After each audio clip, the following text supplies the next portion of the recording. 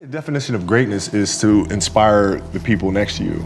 I think that's what greatness is or should be. It's not something that lives and dies with one person. It's how can you inspire a person to then in turn inspire another person that then inspires another person. And that's how you create something that I think lasts forever.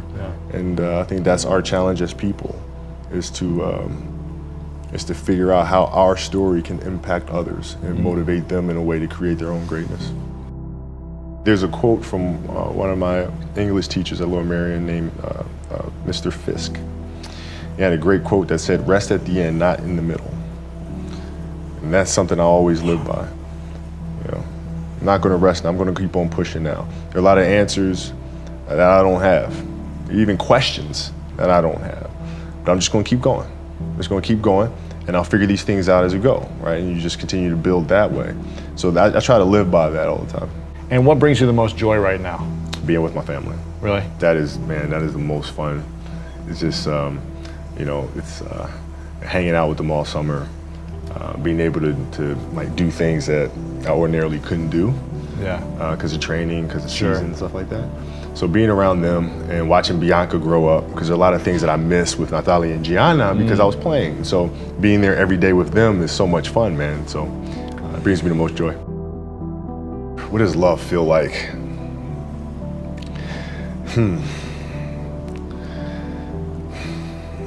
Happiness is such a, I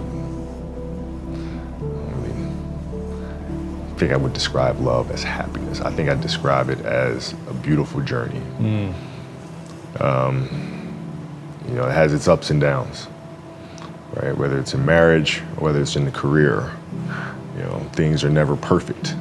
Yeah. But through love, you continue to persevere and you move through them. You move through them. And then through that storm, beautiful sun emerges. Yeah. Right? And inevitably another storm comes. And guess what? You ride that one out too. Yeah. So I think love is a certain determination and persistence to go through the good times and the bad times with the someone or something that you truly love. My parents were great. You know, growing up, you know, they instilled in me the importance of imagination, of curiosity, and understanding that, okay, if you want to accomplish something, I'm not just going to sit here and say, yes, you can do whatever you want. Yes, you can, but you have to also put in the work to get there, right? So they taught me that at a really early age, man. And when you grow up as a kid thinking that the world is your oyster, all things are possible if you put in the work to do it, you know, you grow up having that fundamental belief. My mom was there on a daily basis. My father was really influential at a really critical time where I had a summer where I played basketball when I was like 10 or 11 years old in a very prominent summer league in Philadelphia called the Sunny Hill League. Where my father played, my uncle played, and they were like all-time greats and sort of stuff. And Wilt Chamberlain played in the league, you know, Earl of Pro Monroe played in the league. And here I come playing, and I don't score 1 point the entire summer. Really? Not one. How old were you? 11, 10, 11. And you're playing against other 10, 11-year-olds? Or you didn't score once? Not one. Were you in the game? I was in the game. How'd you not score? Because I was terrible. Really? Yeah. At 10, 11 years old, you were that awful. terrible. I mean, you know, and I had these big knee pads on because I was growing really fast. I had socks all the way up here, and I had like the high top skinny, fades, like skinny as hell. And I scored not a free throw, nothing, not a lucky shot, not a breakaway layup, 0 points. And I remember crying about it and being upset about it. And my father just gave me a hug and said, "Listen, whether you score 0 or score 60, I'm gonna love you no matter what." Wow. Now that is the most important thing that you can say to a child. Because from there I was like, okay, that gives me all the confidence in the world to fail. I have the security there. But to hell with that, I'm scoring 60. Let's go. Right. And from there I just went to work. And I stayed with it, and I kept practicing. You know, when you're in this culture, in our society, you can do some phenomenal things individually, but they'll never reach their full potential unless you do them collectively. And you have to figure out how to do that. The challenge for me was always compassion and empathy. I think about 2009, things started changing for me. I started really making a conscious effort to better understand. And that doesn't mean, you have compassion and empathy so you go softer on them. It's more like you put yourself to the side and you put yourself in their shoes and understand what they're feeling.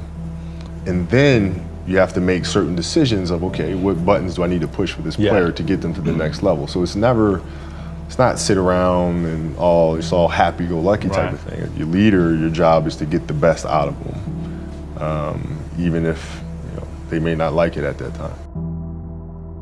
One of the things that I had to learn is how to get the best out of my teammates. Yeah. And most people think it's a simple thing, pass them the ball. But that's not how you make guys better. You have to really affect their behavior. How do you do that? So, I would tell guys, we got back-to-backs. I don't care if we're in Miami, I don't care if we're in a great city of Chicago. You can't go out, we gotta get rest.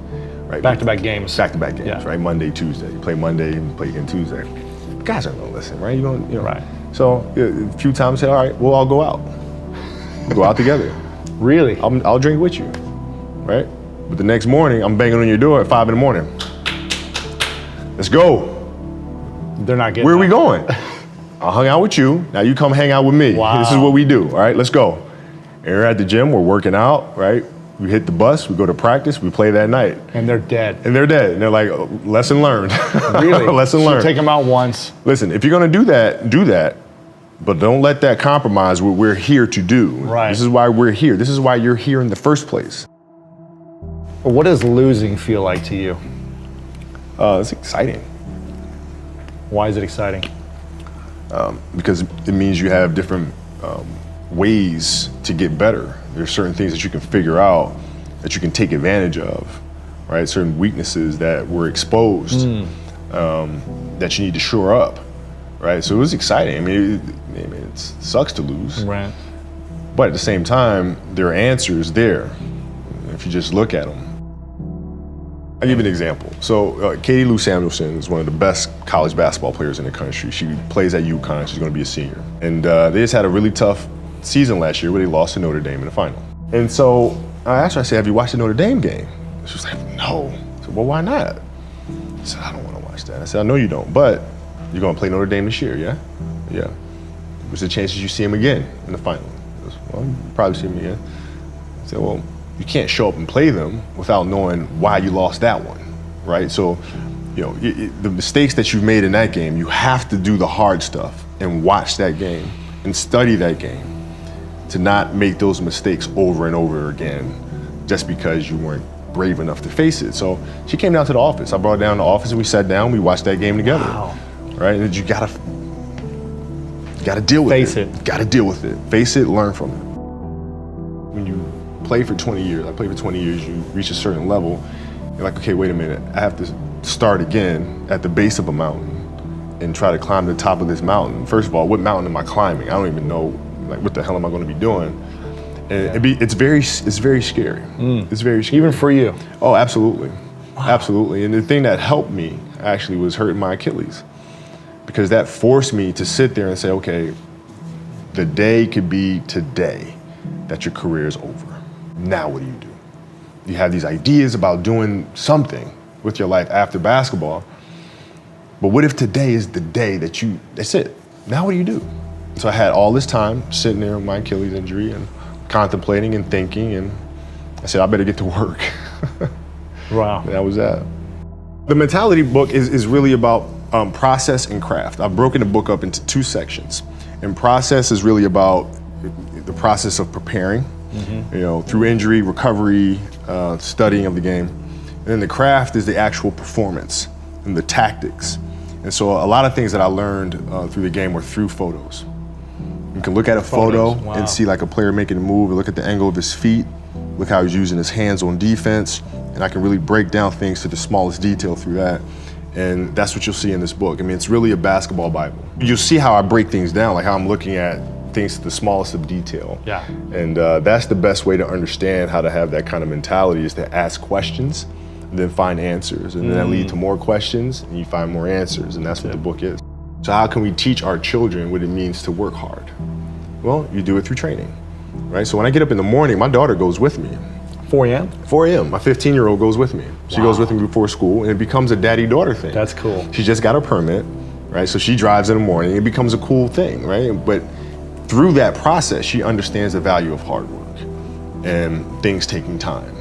And the same thing with my 12-year-old, right? She practices every day, right? And so it's through those behaviors is where I find the motivation to do it.